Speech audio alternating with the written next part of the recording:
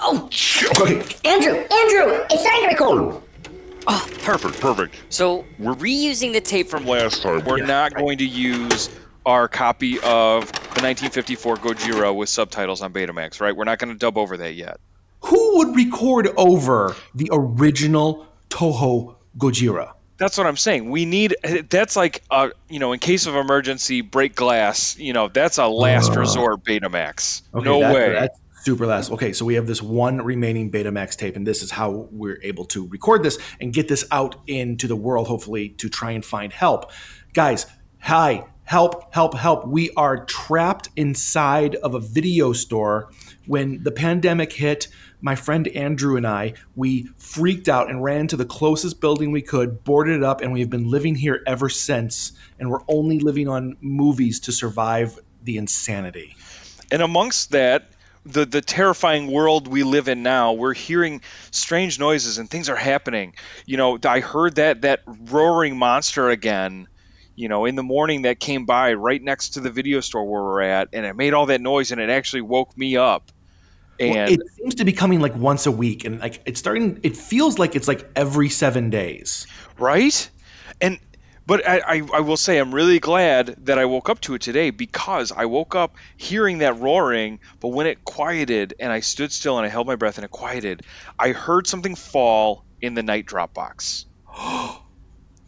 But I don't know what it is. I can't check it, and that's why I was waiting for you to get up. Because I don't have a key. Have you found a key? It needs a key? Yeah, we need a key to get into the door, to get into the box. But I mean, somebody might have sent a message. I don't know what it could be, though. Do people know? Did they get our message? Oh my God! Someone heard. Andrew, someone heard. We're gonna be freed. We're gonna be helped. This is. Oh, okay. We need to find this key. Or have you ever picked a lock? Do you know the credit card trick where you can wiggle it around and shimmy the door open? I don't know anything about that. I don't think anyone does. I think that's all just movie bullshit. I mean, we can try, but I really don't think it really works. Yeah. I don't want to, I don't think money really matters anymore. I'm pretty sure any credit we've built up is gone, in this pandemic apocalypse we're hiding from. So, I mean, if we break our credit cards, it's not going to be the end of the world. But then, I'm hanging on. We burned all our cash the other night just to stay warm. So, I mean, yeah, credit cards aren't going to be anything in the new post-apocalyptic future we're obviously living in, but too afraid to leave our safety to go see. You're right. And, I'll never forget the smell of burning money. It was just horrendous. It was. It was like hours and hours in the blink of an eye. It's so weird. It's just like watching all that time I spent at those jobs, working for these dollars. Just none of it matters anymore. So many dollars gone. But now we have hope. Now we have the late night drop box that's attached to the building. Someone knows we're here. So we're going to find that key. If we have to tear that apart, if it's hidden in every movie case, we're going to watch every movie until we find that key. That's a good plan, Andrew. Let's do that. We started our search. At least I did. I knew about this when I heard it, and that's why I started my search. The first movie box I opened was for Beyond Darkness. And I was like, well, the title's kind of cool. The cover's pretty cool.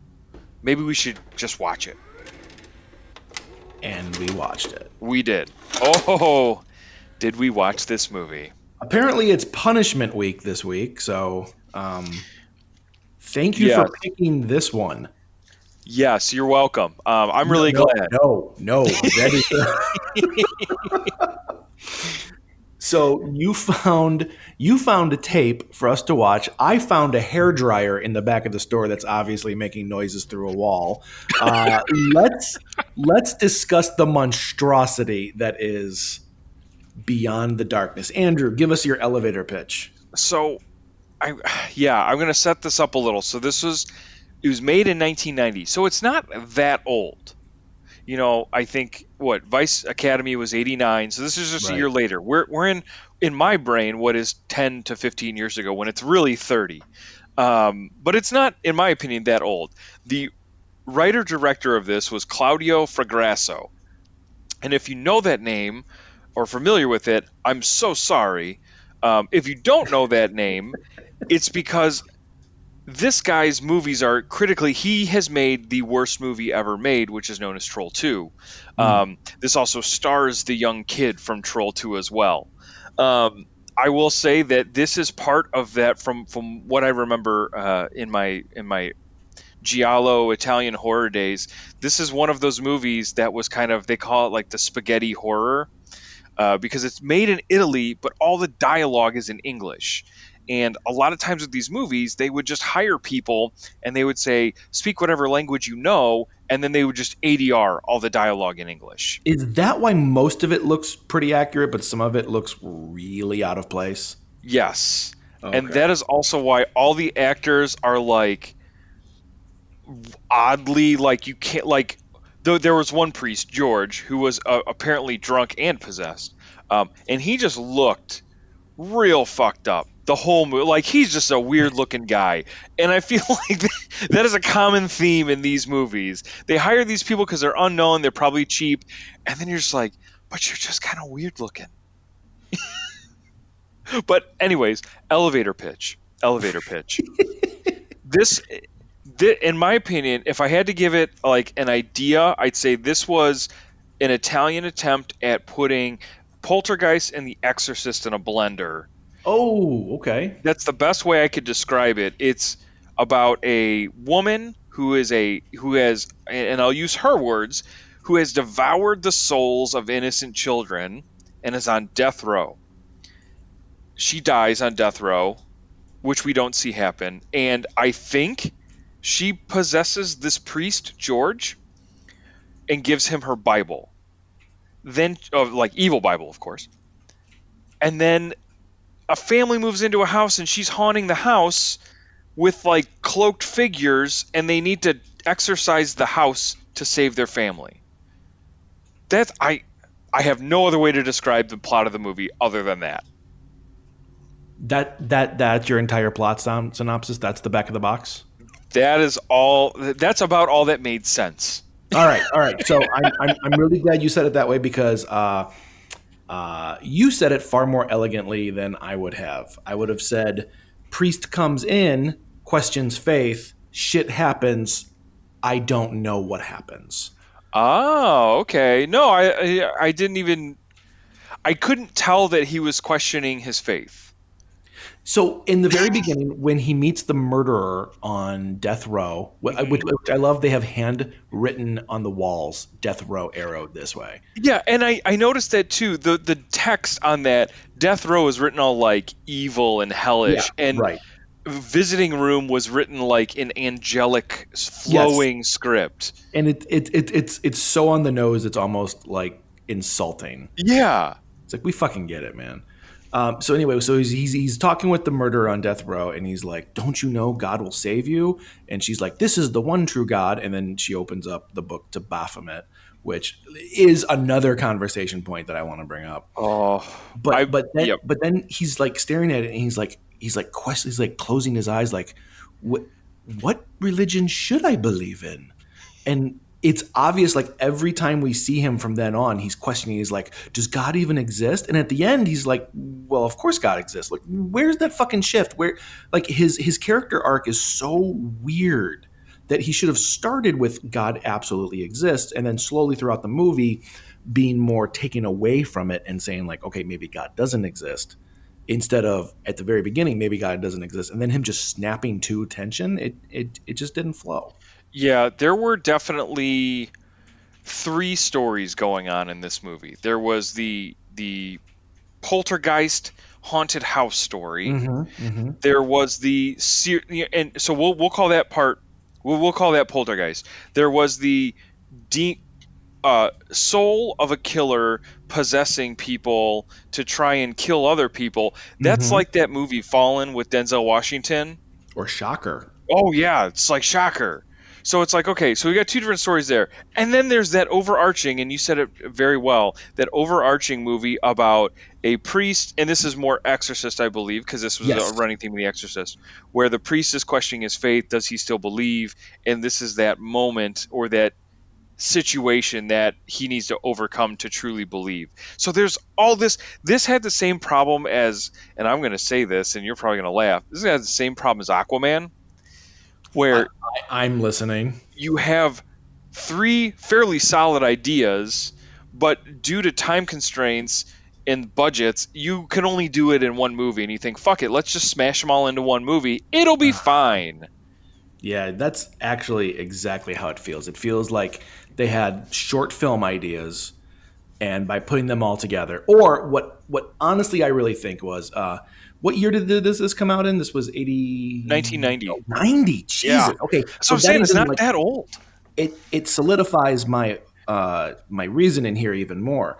Is they looked at movies at what sold. They looked at Evil Dead 2 with the chaotic, like over the top action. It needs to be nonstop, or The Gate, where it's just nonstop tension the whole way through those movies. Okay, Hmm. and then you have movies like The Exorcist, which did really well on both parts, the horror audience and the mainstream audience. And they're like, well, we want to do that too. And then there's Poltergeist, which rocked the fucking 80s. Oh, yeah. And by combining these three movie elements, they missed the fucking point on all of them. Yes. And the thing that caught my attention most, like if I were to look back at this movie and say one thing, it was fucking pacing. Oh, God. Whew. Just horrible facing. Well, it was not like, okay, so like it would go from one scene of them moving into the house, but as soon as we saw the house, like for the very first time in the film, there's this horrible music, like a sting that's like dun, dun, dun. And throughout the film, I noticed that all the music was wildly out of place. Oh, God, yes. Every song did not fit the scene. And it was way over the top, and it wanted to like force, like really shoehorn this idea that this is tension, this is serious, but it never felt that way in the visuals. So at the end of the movie, in the credits, I really wanted to see who the composer was, and there was none. They actually bought all the music from some other source and then just threw it into their movie. Like it was not made for this movie. Oh, wow. And okay, I'm really glad you said that, because there were some moments musically. There's kind of, I guess it's that style of film. This would be kind of like the film style, but in these Italian spaghetti horror movies that came out, and then there's a slew of them. One of the two trademark things that you can tell it's one of those types of movies is there's a fuck ton of zooming, and the other thing is there's a hard cut for audio cues when it comes to music. So it's like, why do they do that? What is the drawing factor to that? Because I as you don't know, know. any film, there has to be a reason behind it. Like to me, the initial first thought that comes to mind is when they do a hard cut from the scene that's in the middle of a fucking song. And I'm wondering if that is like they didn't like re-edit the song. They just played it until, well, that's as long as we want it, cut it. I'm wondering if they think that's jarring to the audience. I wonder if, yeah, I agree with you. I think maybe they think like, oh, it just cut off abruptly. Is that something like, when you break rapport with someone and subconsciously they know something's wrong, but they can't really put their finger on it because it's just a rapport breakage. Like maybe it's something along those lines, but it's the fact that it's so abrupt and it is so like there's not even an attempt to transition. They're like, no, we're somewhere else now. The music is gone. Forget about the music. Well, yeah, it's almost like saying like, okay, whatever just happened didn't happen anymore. Just forget about that. This part's more important. And it's always like a no music, dead shot. Yep.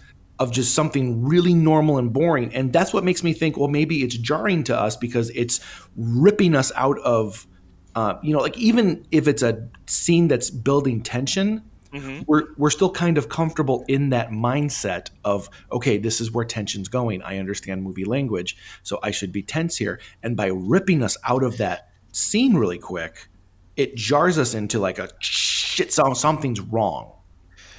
Yeah. But I don't think that's their real intent. I think it was just a dude who cut the film and that was it. Yeah, I'm with you. I think we're looking too close. I think they're just like, well, we're done with that scene, so we don't need that anymore. Why would we carry that music or those sound effects over? That's in that other scene. Now we're looking at a highway. Because that's usually, it's like a car or a highway or something. A really, really bad example, or a really good example of how bad it was, in my opinion, was the scene in the church where George, our priest from the opening, who, let me just frame this a little bit. I think I can't tell, and maybe you tell me I'm crazy. I think the serial killer spirit took possession of his body because they keep saying throughout the movie that he's possessed. And Right, there right. are moments where he's drinking heavily and wandering the streets and like yelling at people like a raving lunatic and hallucinating about the serial killer woman that died by killing all these children. But then, like, later in the movie, he's acting like a normal priest, Yes, which I don't think a possessed priest would do. I don't think that a possessed priest would be able to be like, I can give an exorcism. That correct. won't affect me in any way. Um, but okay, so he's possessed. He goes to the church, and there's an older priest at the church, and George, our possessed priest, is playing the organ. Yeah. Oh, You know what I'm okay. talking about? Okay, I know exactly what you're talking about because I made like a huge underlying note during this scene. And this was the first part in the movie where I said the producer is running low on money. Yes. Fire the boom guy, and we don't need audio for this scene. They recorded it on a potato in the back of the church. My favorite part about that scene was he was sitting on the organ playing the organ music, right? And Yeah. then they started having a conversation, and he stood up and moved away from the organ, but the organ music continued in the background. Oh, I didn't even notice that. I was so stunned by the bad audio.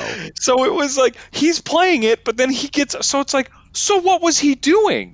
Was he playing a tape and just Oh, maybe he was acting? doing like an automated one, like in the Old West. Yeah, like the self-playing organs or Yes. something. But I couldn't believe it. I'm like, so wait. Or maybe he's so demonic, Andrew, Yeah, that his demon spirit continues to play the creepy church music. that must have been what it is, the possessed side. Mhm, mhm. There were Speaking of possession, I'm about to possess this Mountain Dew. Uh, yeah. what is Pitch Black? When I thought Pitch Black went out a long time ago. Oh, sir, it did. Oh, it Oh, did. good. I found an old cup of or an old packet of instant cappuccino.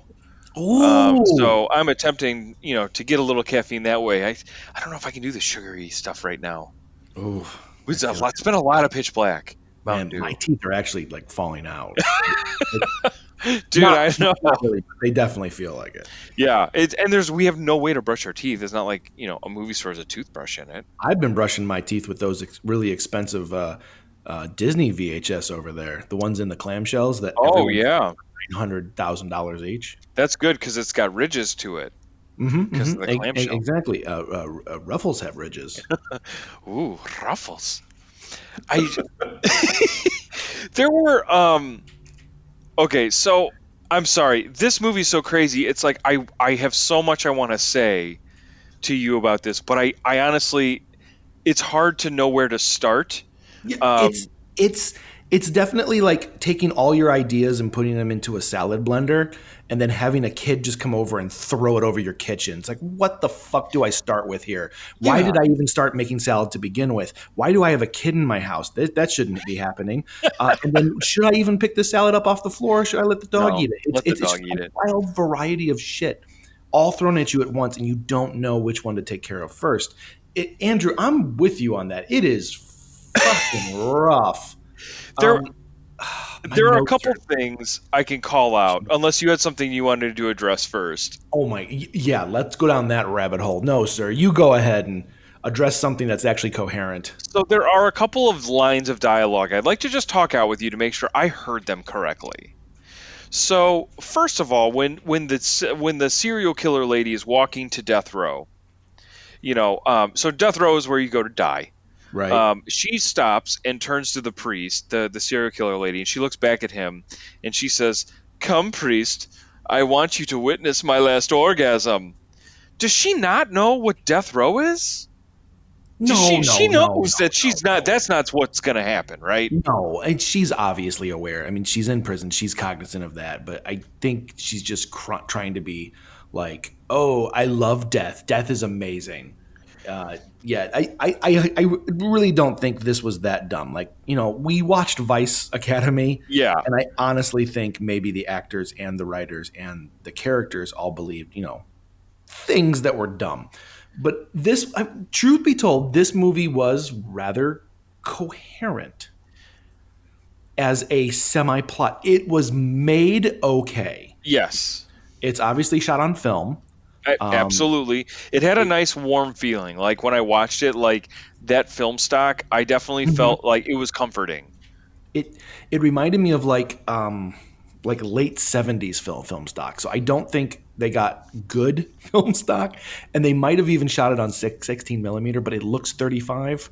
For sure. Um, but you're right. Like it does have that warm kind of filmic look that is only shot on film, but it's everything not behind the camera that fails miserably in this. Yes. Like they got a competent camera crew. Oh yeah, the cinematography was like the lighting was Yes. pretty good. The qual like everything they had that opening shot when they were going into death row into the Mm. prison. That was a really impressive Steadicam shot, like a continuous Mm-hmm, Steadicam mm-hmm. shot for a movie that was of this caliber. I Yes. was like, whoa, okay, hang on, I might be impressed. There, there's that age old riff track comment in the movie Deadly Prey, Hmm. where it's like, hold on, you are almost becoming a movie here. Um, so I think it's that, like, there's so many moments in this movie. I'm like, okay, we'll take this seriously, and then they zoom in. Yeah. Like, if they were to do one zoom in the movie, I could understand. It's like, this is very out of place. This is uncomfortable. Because zoom makes you feel cheap. It makes you feel extremely cheap. Unless it's Yes. done like once in a movie where it's like, okay, something is out of place, because it takes you out of it. It's kind of like having a handheld camera. And if you use a handheld camera in a scene, there has to be tension or someone's POV. Like those are the two drawing aspects. If you use handheld camera in a sappy love scene, it's going to feel wildly fucking out of place, and it's going to make you feel weird while watching it. And when they use the zoom, it's not like they do it once. It's like cut to this face, zoom in, cut to that face, zoom in, cut back to the Yeah. original face, zoom, zoom, zoom. There was one where they're on the two people were on the phone and they were zooming into one person but not the other. And I was like, did they forget how they shot this other one?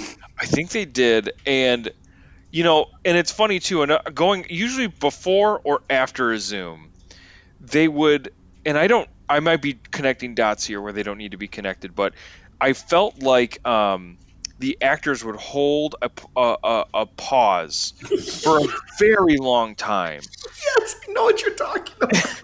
and then they would slowly zoom in. Like they'd be like, "Oh no," and they would stop talking but hold the O face and slowly zoom in. And I was thinking, I had read something where it said comparing something like that to John Carpenter's Halloween, Mm, and how in the beginning when we have the reveal of young Michael Myers, and it's yes, just that yes. that slow dolly in shot It's of, a dolly in though. yes, it's a dolly and it's not a Yeah. zoom, but the parents are standing still and Michael is standing still, and that is a theater tactic to, sometimes I've read actors will stand in that position when like the curtain rises, or they will Mm, stand in that and freeze in that position to emphasize an important moment that needs to be emphasized within the story. So I that didn't makes know sense. if maybe they were trying to do that theory, because if so, they failed miserably. Yes. Because Oh my God. I can just imagine sitting down with whatever Sergio director dude and just um, asking this as a purely theoretically based film. Like, please tell me your Kuleshloff effect in this one scene. Let's break down the left versus right screen aspects of this, and just I want to see him just flail him. Like, part of me honestly thinks that people who make these kind of movies are the ones going, "There's a much deeper meaning." oh yeah, But the problem is without communication to your audience, our audience isn't going to understand that communication.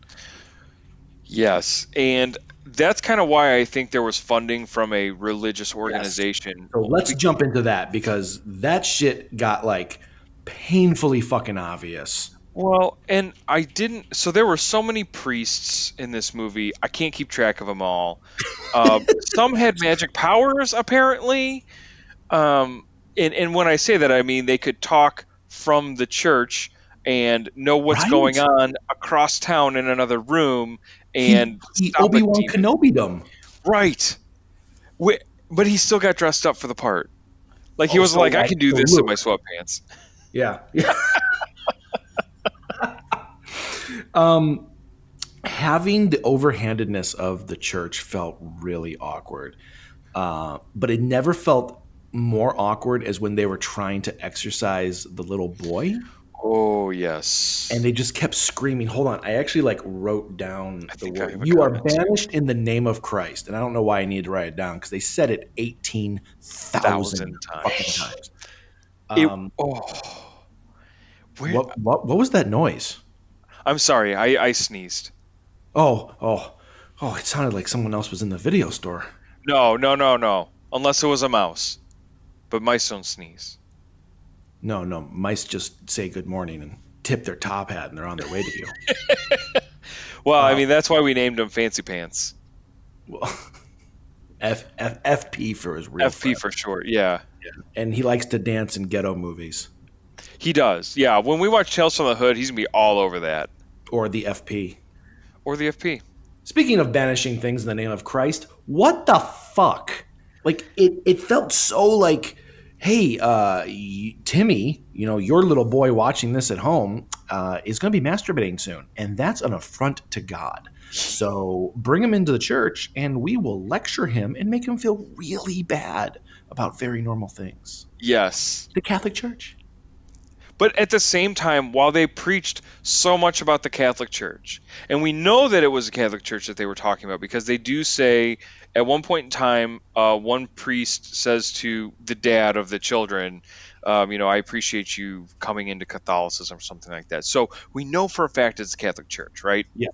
Yes. So here's the biggest mistake that they fucking made in this whole movie, and it invalidates every claim that they made. Bring it on. A Catholic priest cannot get married and have children. They have to take a Ooh. vow of celibacy. But he has a wife and 2 kids. So do you think maybe he's just a different sect? Like maybe he started in Catholicism and then moved to something else?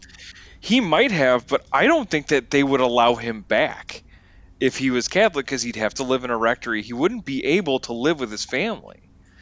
I Like, honestly didn't know that. yeah, they are like when you're a priest, and I was raised Catholic, so I've been around it. When you're a Catholic priest, you live in a rectory with the other priests of your parish. You don't live by yourself. Just like the Really? nuns live in a convent, the priests live in a rectory. Yeah. So yeah, they're just there all the time with the other priests. There's nobody else. Like, so I don't know. Because I think if he was pre-established as late in the game, like he had a wife and kids, and he's like, I want to become a Catholic priest, I don't think they'd let him. That's a good point. So right there, I was like, okay, I'm So done.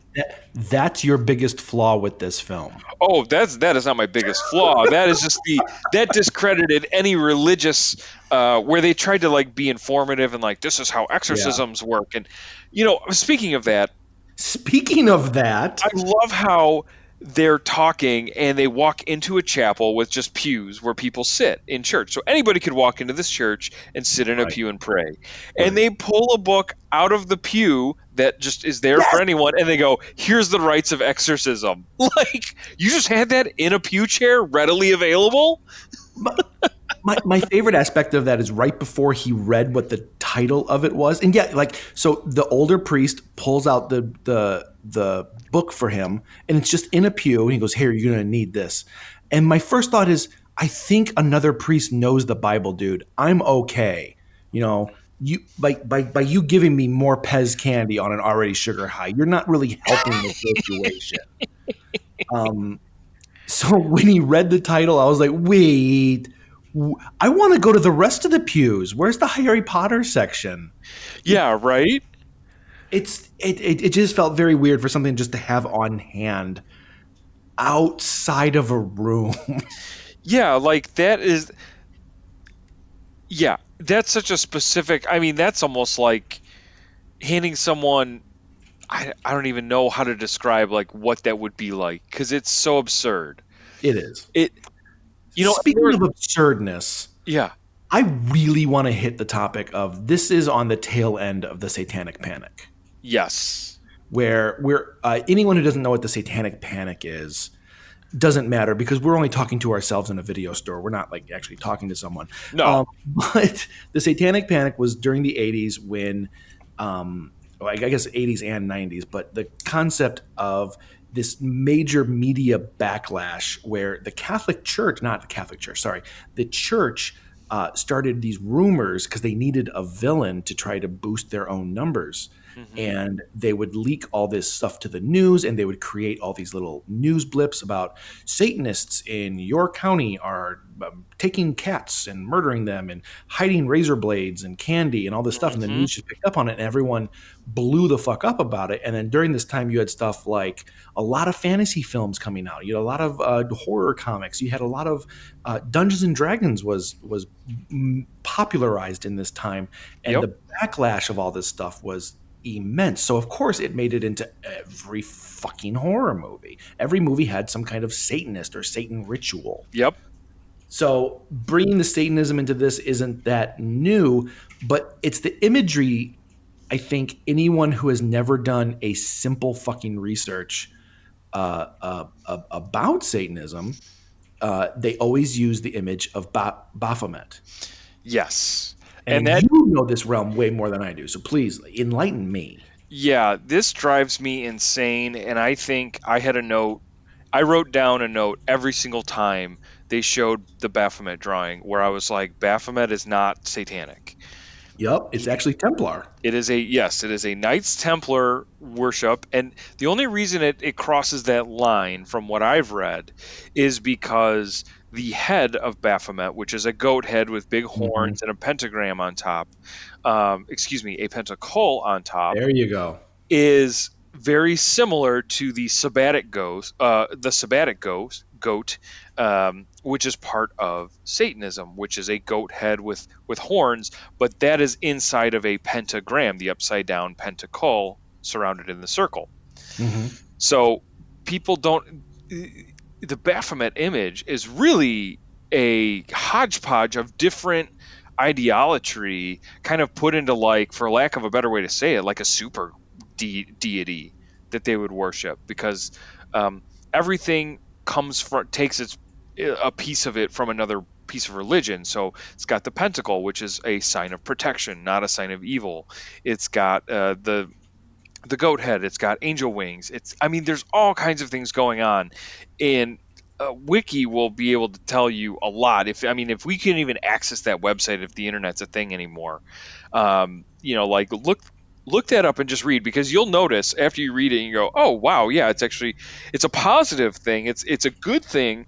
It's in the Templars' eyes, it was the same as praying to the Mother Mary or whatever. So it's a positive connotation type thing, and you will notice it, and it will ruin every horror movie for you moving forward, because you will see it pop up everywhere and you will get so angry.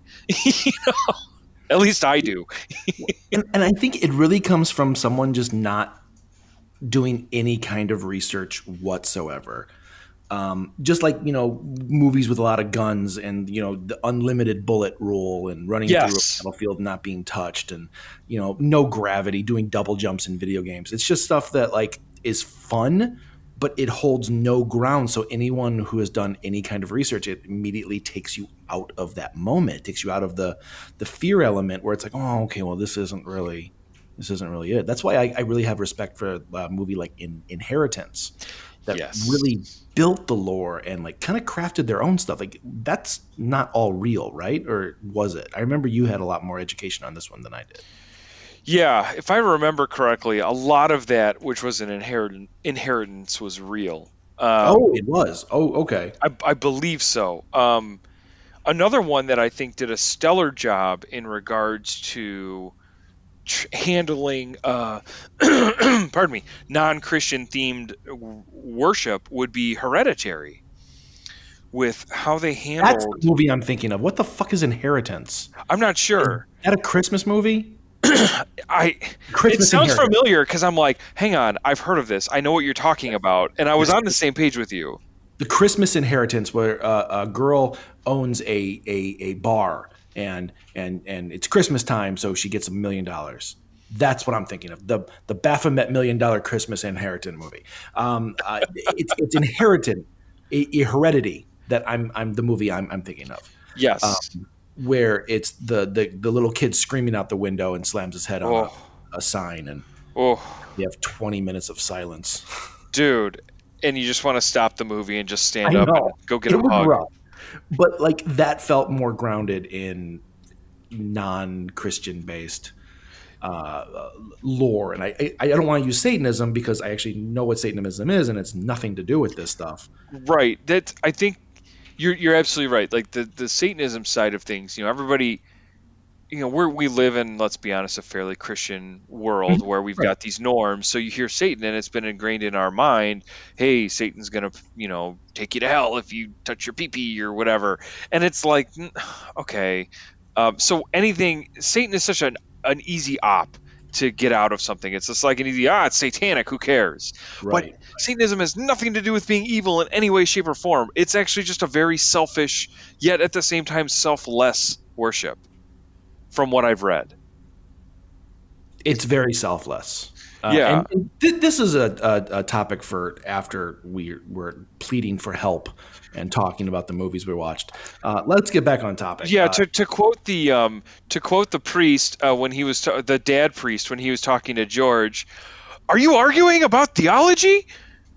Remember that when they were having the argument and he was like, no, because like she eats your soul, and he's like, no, God has to judge your soul. Wait, are we arguing about theology right now? Yeah. What? Yeah. And one of the biggest imagery that I had of like Christianity in this movie, and I think that overplays any other theme that this movie has. Oh that God, yeah. is good. It is the way. And it's the beginning where they're first moving into the house and they're bringing out the boxes and the Bible falls out of apparently. Thank you. We don't see Thank you. up to this. We just see a Bible falling into the mud, and then the dad looking really mad, and the kid kind of not understanding how he should be directed here. Yes. Because he was like, was that a bad thing? And his dad's just like, and then they cut away. It's like, why are we going back to that? Why isn't that considered a mistake? I'm sure if he pissed on it and threw it into the mud, it's a completely different contextual aspect. But it fell out of a fucking box, or so we think. Well, because this was a really hack job on the editor's behalf, because they had the scene showing the mom and the kids struggling in the back of the fake wood station wagon with the box. Yes. But they cut it to like a millisecond where you see them struggle, and then the Bible's just in the water. I honestly did not connect those two. I was like, wow. Oh, this. And then also, I don't know if it was the same scene or it was later. So this house that they're moving into, I guess we kind of touched on this. We didn't. This house is like a hellgate. I guess. A hellgate. And then the kid asked, "Are we really the first family to live in here?" "Yes, we are, sweetie." By what fucking standard is this a new house? Yeah, it's fully furnished. There's this creepy ass black swan. Everywhere. Yeah, there's a black swan in the middle of the room. They went all in on that, and they set up Chekhov's black swan, and it never paid off. Chekhov's black swan. It never paid off because they set up like, oh, look at this giant black swan, and it was always rocking by itself. And you're thinking, okay, they're setting up a ghost, they're setting up a spirit, they're setting up the serial killer ladies in the house riding it, or something like that. No, it just rocks on its own. That's literally all it ever did, and they spent way too much time focusing on this fucking black swan. And who was the ad guy that was like, horses I can't do, now swans, I gotcha. I mean, do you think a black swan is like the idea that because the dad is in there, it's like, well, not all swans are white, some of them are black. I honestly thought the movie, because up until that point in the beginning of the movie, I thought there was still hope. Yeah. So when he said, well, not all swans are white, some of them are black, I was thinking, holy shit, he's going to be arguing with his faith and see that maybe Christianity isn't the right way, and these other people need to be saved. So when all the nuns in black came out, like they're like reaching for the family and trying to get in, I thought this is going to go a house on the Haunting of Hill House Mm-hmm. route, where it's like, okay, yeah, these spirits are being tortured because they're trapped here. Maybe they just need to like find a new way, find a new path. So not all things that are shrouded in black that look scary are evil. Maybe they are good things, and he needs to like come to his Christianity roots and go, okay, this is the right way. I need to like help these people instead of running away from them. Mm-hmm. And therefore it would be that fucking, you had the beginning, you had the bookend of not all things that are black are bad. Right. And then you have the rest of the movie where all things are black are bad. But okay, and you touched on a couple things that we haven't addressed yet that I think we need to walk through, because to give a little clarity, to remind myself almost. But so there's a lot going on with this house. Aside from our black swan, which we thought was something bigger than it really wasn't. But so you touched on the nuns. So this house is a bright white house in nowhere. It's a hellgate. There is a room with an exposed brick wall with a hole in it. Yep. And a light shines through this hole in this brick room. And the daughter thinks that someone's drying their hair. Right. And there's a scene that they thought would be funny, and it's just really fucking pointless. Where I'm a zombie now. Yes, where the daughter is standing there, and then our Troll 2 son comes in, and he's like, "Hey, what are you doing?" And the sister goes, "Wait, I have to finish drying my hair." And the boy says, "What do you have to do?" And then the sister changed. She's like, "There's something behind the wall." And you're like, "Oh, hang on. So we're done with the hair thing." Okay. Yes. There's something behind the wall. And then he's like, "What are you talking about?" And she's like, "You got to put your ear up to the wall and listen to it and shake your head like it's blowing your hair." Well, I'm still confused on what's behind the wall. And a lot of the things that they said, "Oh, it's all behind the wall. It's all behind the wall." And they set this wall up to be, I guess, something like that red room in the Amityville movie, where it's like, that's the evil, where the evil lives. They're trying to do something similar here, but it failed miserably for a couple of reasons. Because so that was a portal to another dimension, the dimension of what we can assume is death. And they just go in and out of this like it's no big deal. Like in Poltergeist, it's a big lead up, and the mom and dad argue about who's going to go to save Carol Ann, and they're tying, and it's a whole big thing. This, they're just like in and out like they're going to the store down in the corner. Right. There was never any kind of like damnation. Like what I really liked about Stranger Things is when they came out of the Upside Down, they were exhausted, they were tired, they were physically fucked up from being in it. So you brought up the best point, is like when they run into this place to find the boy, they come in and out. It's like coming in and out of a closet. Yeah. Without the, theoretical backlash of sexuality and coming out of a closet. Right. If you want to make a lot of bullshit argument, this movie could be open for interpretation for fucking days. But oh yeah, and in that sense, it's pretty awesome that a shitty movie is so open to people interpreting. But they're never going to come away with a good interpretation of anything. They're going to be like, well, maybe it means this, and people are going to be like, I don't fucking care. This movie wasn't good. And that's the issue, is you could create a halfway decent film and leave it up for interpretation. But if you make shit, I'm not going to take the time to digest this. And I really wanted to like it because, like, honestly, the poster's kind of cool. Like I said, the film quality, that opening continuous Steadicam shot was really cool. I honestly, dude, the dream sequences were kind of cool. They were kind of creepy, where it was like, so there were all these people, women shrouded in the black cloth. We assume they're nuns, but they would there were dream sequences where the kid would wake up and they would be surrounded by these black shrouded women, and then the women would come and put the lid to a coffin on top, and they were like in a coffin. And I liked that scene. It was really cool. It felt creepy. It felt justified. It was like, okay, this is an unsettling moment. And this is where it started doing the whole like nonstop tension. And I don't think they know what tension means. No. And they lost their way in that tension very, very quickly. Like so much so that I remember like looking around, being like, "What is happening? I don't care, so I'm gonna go look at this wall." Yeah, and there were times when I actually had to go back and like rewind it and like be like, did they say what? Did I Yes, miss yes, something?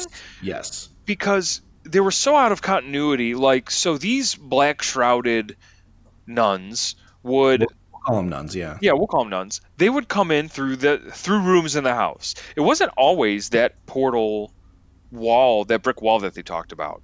But right. whenever they came into the house, fucking fog would come in like, dude, like they got a good deal on fog juice. Because holy shit, this fog was everywhere.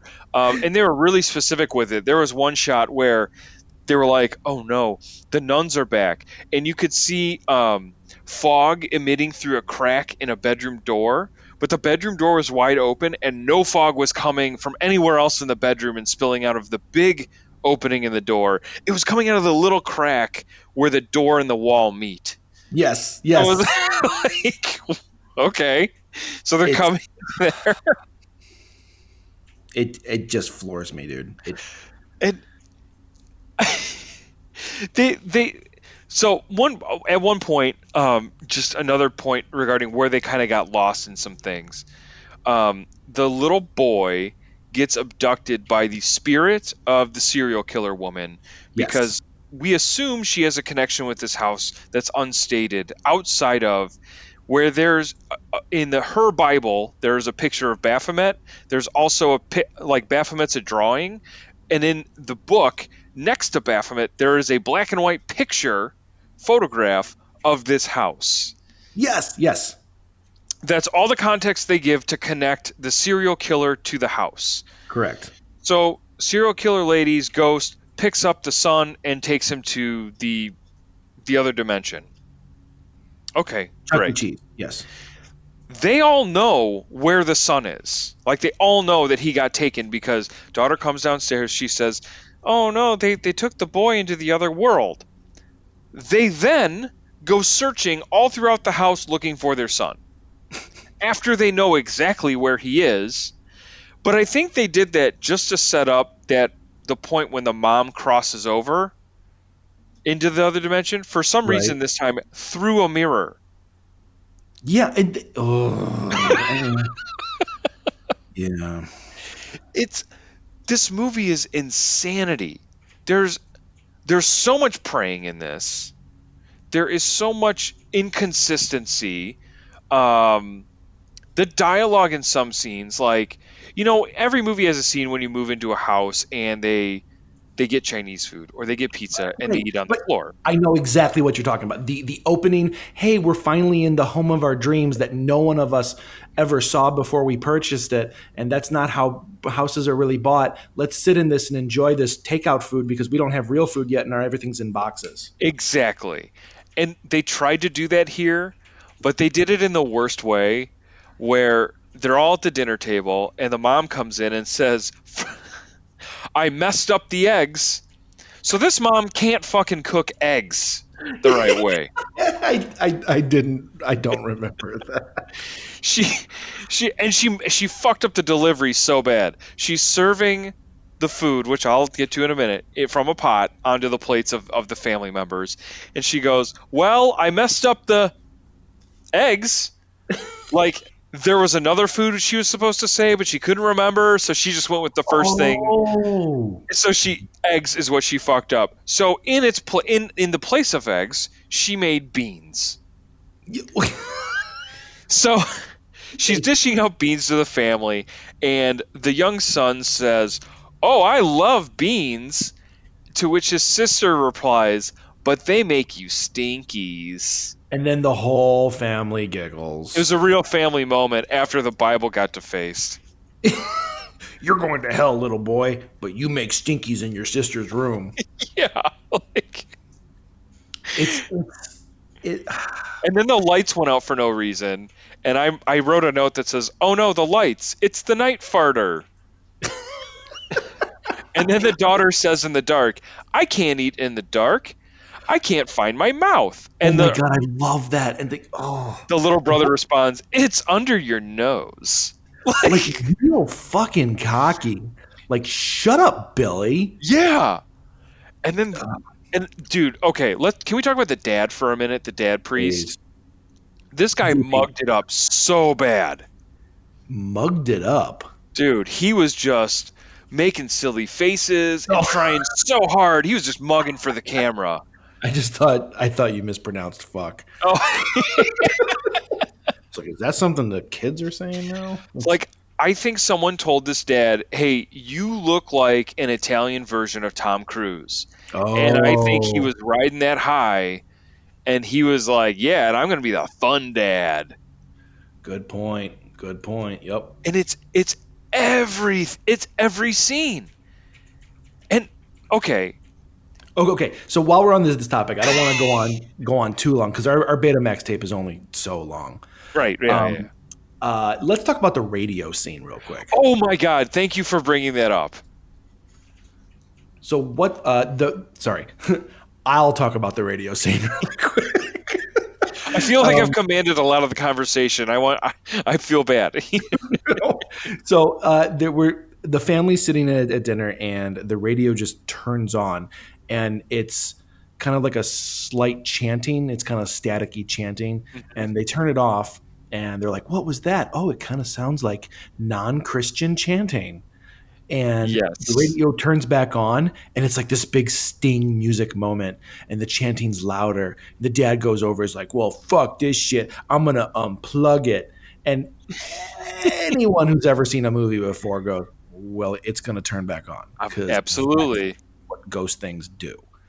But instead, the fucking radio makes a linebacker bust through the line straight at the table. And it kind of caught me off guard. I was like, oh, damn you, Beyond the Darkness. You are a sneaky little fucker trying to get at me like this. What was your take on this scene? This was the most ridiculous scene ever because, recalling from memory, when this happened right after they did their dinner prayer, which was like the 30th prayer in the movie. But they look, and like you said, it's like they didn't, excuse me, I sneezed. Oh, God bless you, Andrew. They almost act like they didn't know what a radio was. And like this movie was shot in the 90s. The radio was from like the 50s. So everyone's seen one of these old, like, it's like the type of radio your grandparents had. Like, this is what we used to listen to the talkies on when FDR had the fireside chats. You know, like, it was those kind of radios where it's really basic. There's no smart technology. And then they're like, it happens. They hear the prayer and they go, it must have been the radio. Like, no shit. It was lit up. There's fog all over it because, you know, it's evil. And because they got a bonus on fog at the fog store. Yeah. And then, like, but what that kind of set it up to, like, okay, they're fucking idiots. And then when it, like you said, when it does that linebacker lunge at them at the dinner table and explodes, then shit gets real and, like, the house goes crazy and the ghost just didn't want them to eat dinner. Because the ghost is like, fuck these plates, fuck that silverware, and it just destroys all the eating utensils in the house. The last time you had beans, it was stinky. Yeah, you made the stinkies.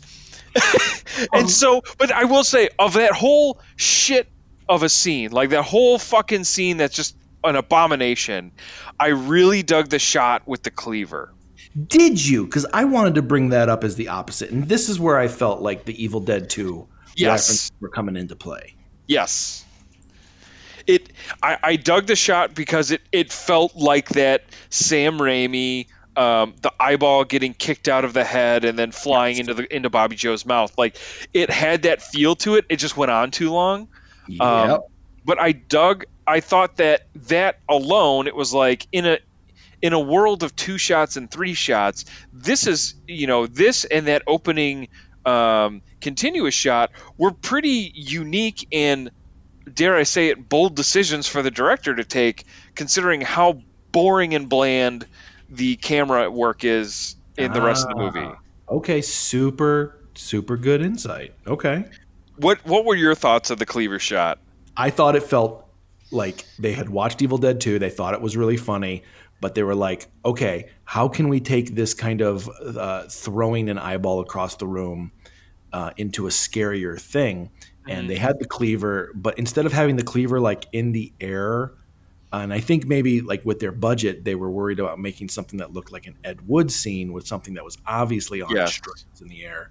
So they held the meat cleaver right underneath the camera lens, so it looks like it's flying up on its own. Mhm. But the problem with that is, again, the camera is being handheld, so it looks like someone's picking it up. So I was like, who the fuck is in the room? But then it kind of dawned on me, like it's supposed to be the ghost, the dead lady. Yeah.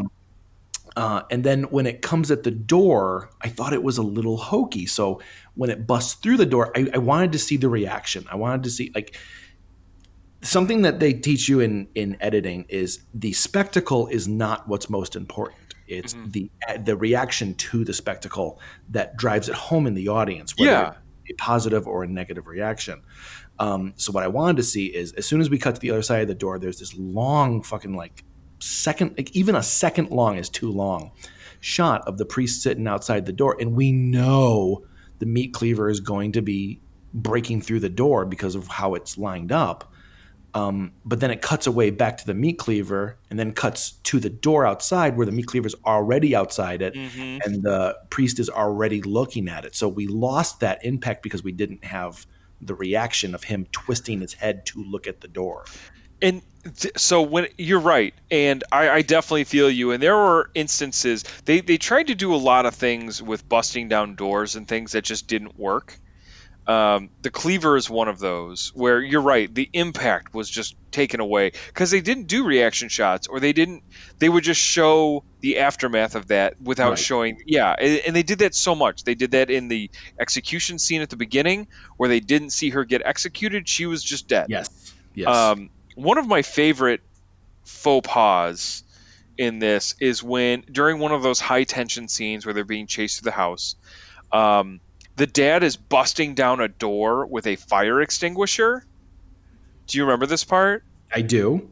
But busting down is a very liberal term for this. He's hitting a door. Lightly touching. Yeah, he's lightly touching the door, hoping it'll break as other things are going on in the house. But they do show that he breaks through the door, like the wood splinters, and he's breaking through the door. And then the scene ends and we never know what's on the other side of the door. And we never see what he was trying to do to get in there, like what was in there. That like there was no resolution of that. He just beat up this door for no reason, and then it ended, and everything was fine, and we never address it ever again. Right. And so I know our tape's getting a little low. Do you mind if we kind of like talk about the last couple of minutes of the movie and like pull a resolution together on this? Because there's some things there's a really big plot hole that we haven't addressed that I think we need to talk about, and I'm hoping you picked up on it. Okay, I'm hoping I am too. And I would love to talk about the last part of this movie because it was my favorite part of the movie because it ended. Yes. But it ended. Go ahead. It ended so poorly. So. Okay. That's an understatement. And I don't know if you looked away or anything, but I watched it to the very fucking last shot. Like I did too. Last frame. Yep. Okay, so please. Unload. So where to even start? Okay. So the young Troll 2 boy, he goes to the other dimension. The mom willingly goes in to grab her son, pulls him back out. We see they're trying to escape the house. They escape the house with the son. She puts him in the back seat of the car, looks up to the roof, and finds out he's still in the house. And a demon version of the son is what they took out of the other dimension. Right. So then something happens. I can't remember. And the mother and the daughter end up at the church, right? With the priest. And so the mom tries to leave the daughter with the priest, and the daughter says some things that, Andrew today is saying, yeah, that's a correct statement. She looks at the priest and says, she looks at the mom. Yeah, she looks at the mom and says, oh no, the priest tells the mom that she shouldn't leave the daughter with the priest because it's not safe. And I thought, well, safe for your kid. Yeah, because the priest is probably going to diddle him. You're right. That's a bad statement. And then the daughter says that the priest is bad, as if she's been diddled by the priest already. It's like that's what I'm saying. Like that's one of those things that I'm astonished don't bring up more aspects of theory behind this music, behind this movie, because there's a lot of stuff this movie's touching on inadvertently. Yes. I don't think And it knew what it was saying at that moment. I think no, I that don't was a think deeper meaning thing. the priest is bad. Yeah, little Jilly, Yeah. we know. He is. The bruises under your shirt, because oranges don't bruise as bad. Yeah, right. The Valencia oranges in a sack. Oh, Jesus, it was cringy.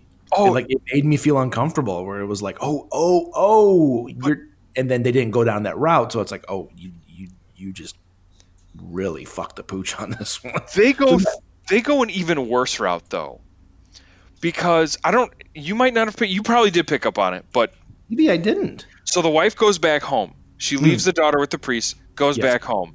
While the wife is driving, because this town is like 6 hours away apparently, the two priests are fighting the evil inside. Our alcoholic possessed priest gets put in a homemade electric chair, and then like the other priest who is the dad of the kids, he's like trying to save him, and then alcohol priest who was possessed, maybe kind of, he like dies, I think, but he has this touching moment with God where he like accepts everything, and it's really pretentious and convoluted. And then the mom shows back up, right? Mm-hmm. After everything's happened, the mom shows back up. She is in a hallway. Husband comes into the hallway. She runs like 70 feet down this hallway, staring at her husband with an axe, saying, "Oh, that's my husband. I'm still going to try and kill him with an axe." Yes. I honestly thought that maybe the wife was possessed, or the wife thought the priester was possessed, but it was like there was never an indication where I thought that the wife was like, there's something here, I need to kill it. Like, it's obvious they knew who each other were. Yeah, there was plenty of time for her to see, "Oh, that's my husband. He looks fine." Yes, exactly. So I was like, so okay, obviously there's something else. Oh no, it's just bad direction. Yes. So they get the son who's no longer possessed, and they say finally, because for the last hour of the movie they were just trying to get out of the house. So now they're getting out of the house. They get the kid in the back seat, the son's in the back seat, the mom and the dad, and they get in the car and they start pulling away. Right? Yeah. The priest that the daughter is with, the priest is doing magic hoodoo and he dies. He like has a stroke out while he's helping fight the evil, right? So he dies. He dies. Family drives off. Movie ends. They never picked up the daughter. They left her with a dead corpse of a priest. I actually thought that too. Yep. They never picked up. They never went back for the daughter. Yep. That is like the biggest plot hole ever. Andrew, is that a plot hole or an opening for a sequel? Ooh, I think sequel. Obviously.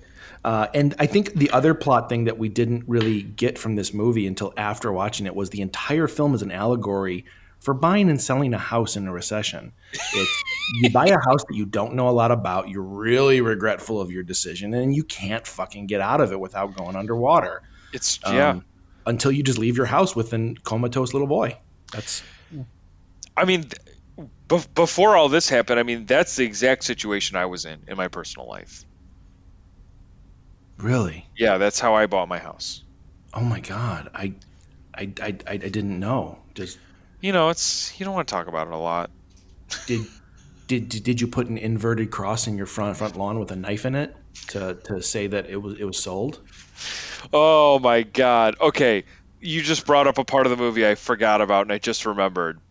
Wasn't there a scene when one of the kids was laying in a coffin and the mom and the dad were standing there with a giant crucifix that just had a knife taped to it? Yes. Is that what you're referencing? Yes, that's exactly what. Oh, I forgot about that. That was so bad, dude. Like, and I'm just.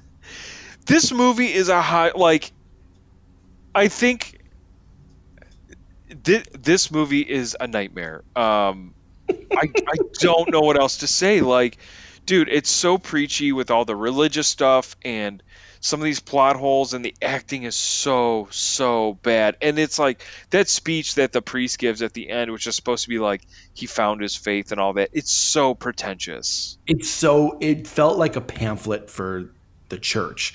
And that's what kind of sealed my opinion. Was it was like, okay, this is obviously funded by some people in the church. Yeah. I I just it honestly it should the movie should have ended when the priest died. Like it felt like, okay, that's a resolution. But it didn't. It just kept going. Um but and that's why I guess I'm this is an interesting movie, and this movie has an interesting history to it. And I know I kind of teed you up by telling you like this movie has relations to other very popular movies that we like. Right. But I never really drove it home as to how everything is connected and why this movie is kind of important to some bigger movies. Oh, okay. So let's touch on that really quick, because you brought up this little nugget of information that I had zero idea about. Yeah, and this is interesting to me. So, um, things that we've already talked about, like, hey, we know this director and the main kid were in Troll 2. And the director was the writer director of Troll 2. Mhm. Um, I will say a little tidbit here. Linda Blair was offered the lead role in this movie. Really? Yes, and she turned it down. And I Of the think little girl? I think she's too old for her. no, this was in the 90s, so she would have been the mom because Oh, that just again it I would not call that the lead role. no.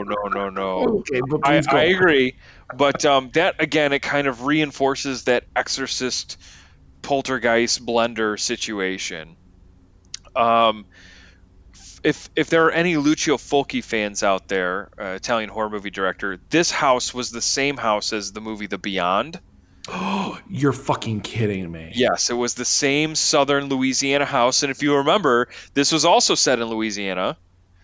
They keyed that up at the beginning. That's where it was a Louisiana State Penitentiary is where Oh the shit! I didn't pick up on that. so this is set in the South in the 90s in the United States. By the way, that house, the house explodes at the end of the movie. I forgot about that. The house explodes at the end of the movie, and the house that explodes at the end of the movie is not the White House that this movie was set in. It was just a model of some other house. It's very different. Okay. But that's not how that connects to other movies. So in Italy, when American movies get popular and they come over, they go overseas, they retitle the movies. So, like, for example, the movie The Evil Dead, or more specifically, The Evil Dead 2 and Evil Dead, those were titled in Italy La Casa, or The Right. House. Right. And there is a series of films called La Casa. So La Casa 1 is Evil Dead 1. La Casa 2 is Evil Dead 2. Now, they were hugely successful, like hugely successful in Italy. And so Joe D'Amato, who is really just a sleaze film director, he wanted to ride that popularity high. So he started producing movies called La Casa, and they were in sequential number order. You've heard of some of these. So the next movie made in the series of the La Casa movies, La Casa 3 was also known as Ghost House. And that movie, I'm sure we'll end up watching it if you haven't seen it, but I just saw that box cover. yes, and it is about a clown and a spirit and a ham radio. And there's this really bad song in it whenever the evil clown spirit show, like it's really bad. So that's La Casa 3. Okay. La Casa 4 is known as Witchery, and that one does have Linda Blair in it. Really? Yes. La Casa 5 is Beyond Darkness. Now, there is a La Casa 6 and a La Casa 7. La Casa 6 is House 2, the second story, and La Casa 7 is House 3, the horror show. So, Wait. What? yes. Why So, is this so all over the map? they don't really have a plan. They kind of ride off the popularity. It's like the Asylum movies where, Transformers comes out and they put out Transmorphers. So they're Yeah. riding the high of successful movies with the same name, and they just unofficially license it. Kind of like what happened with Lucio Fulci when he made Zombie 2. Yeah, well, right.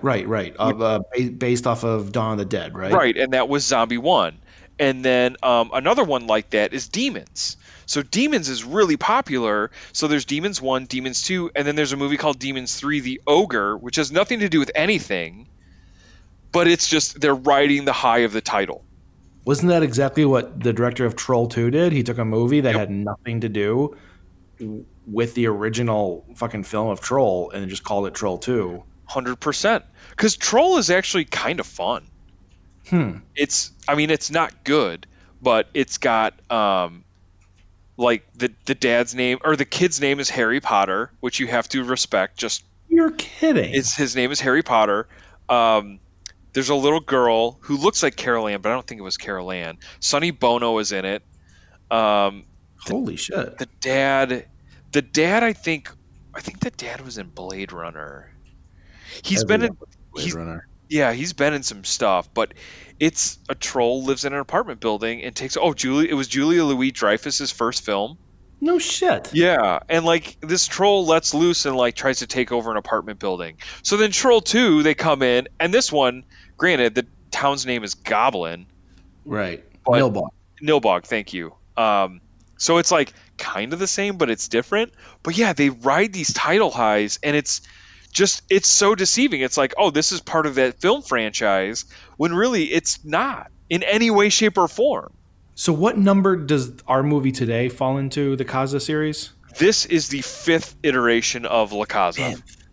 So okay, so it's nowhere near a fucking true sequence of movies. It's nowhere near a consistent plot from one to the next.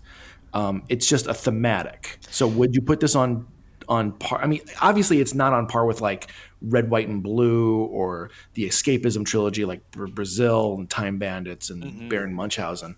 But because like they're obviously other movies and they're just literally stealing it. Like, how is that legal? How is that allowed? That's what I don't get. Like, how can you get away with naming your movie just a numbered iteration of a copywritten title?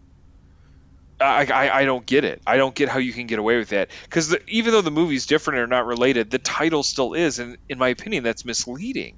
Mm-hmm.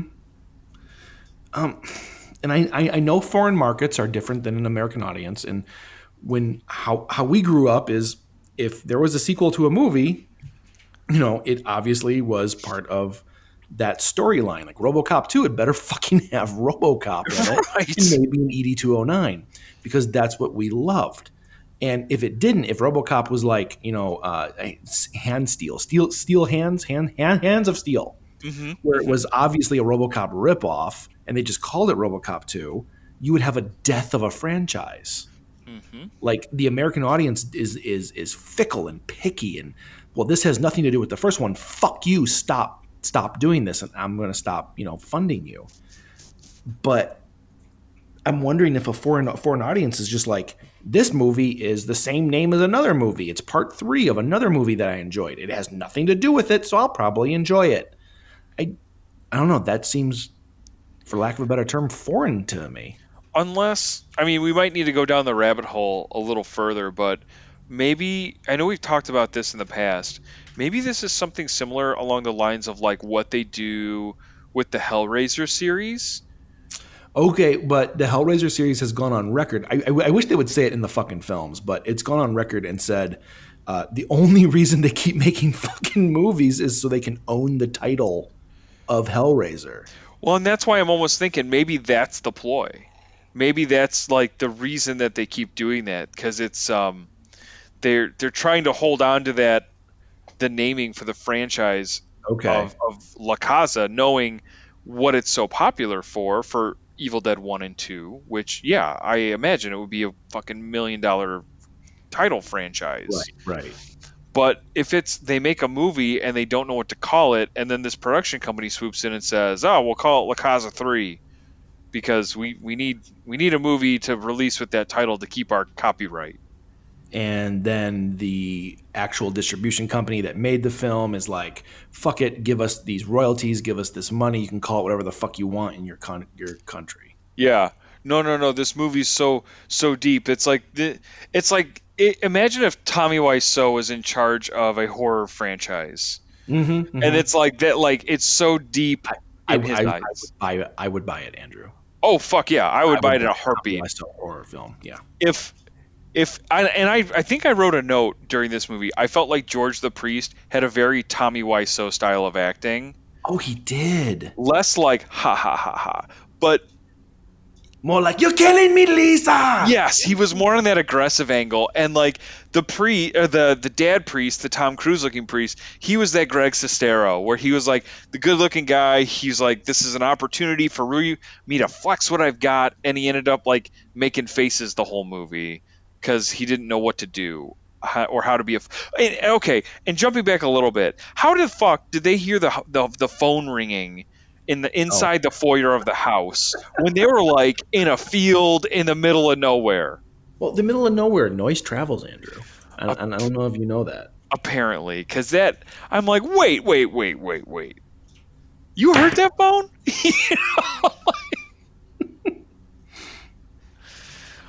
Oh yeah. God, this movie, dude, it was something. It was great. Its best contribution is going to be warming ourselves as we burn it tonight. Yes, I agree. This is one where it's not worth the tape that it's printed on, and quite frankly, I can't believe they were trying to rent this for $5.99 for 3 nights. That is just an absolute ripoff. No wonder this place is boarded up already. Yeah, right? Holy they're making shit. no money with the prices they're charging. Speaking of tapes here, I have 10 tapes on this wall right here. Oh, okay. I'm gonna grab these two tapes. Hold on. Let me put them behind my back. All right. Right or left? I did left last time, and that put us in this shitty scenario. So this time we're gonna go right. Right. We have Unmasked Part 25. Ooh. I don't think I've seen the other 24 parts of this movie. I almost feel like it's got a Leonard Part 6 type of feel. Like maybe those 24 parts don't exist. Oh. And I would be okay with that if that's really the case. I would be very okay with that too. Because I dig that ambiguity with things. Yes. Leonard Part 6 was a weird movie because I got it even as a kid. Yeah. And when I watched it as an adult, I was like, oh, okay, it's the same aesthetic. I thought I would grow into this and understand it more, but it was really well told. You know, it wasn't a good movie, but I loved it for what it was. I've seen the cover of Unmasked Part 25. Yes. You're seeing it right now. I'm looking at it now. I actually like it. Like it looks, it sets a good intonation.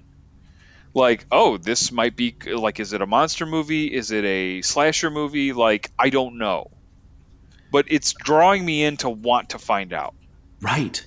So let's let's go ahead and oh shit, hold on. Something's wrong with the recorder here. Oh, what's going on with it? Oh shit, we're running out of tape. Hold on. Yeah. Again? Get some help. Okay, Guys, remember, we're here at the video store. We want you to remember where we are. we want you to help us If you can drop a key to something, or just bang on the doors and let us know. as always, we want you to remember to be kind and rewind all All your tapes after watching them. And remember, You can call this number. We have a phone. now, the number is area code 3.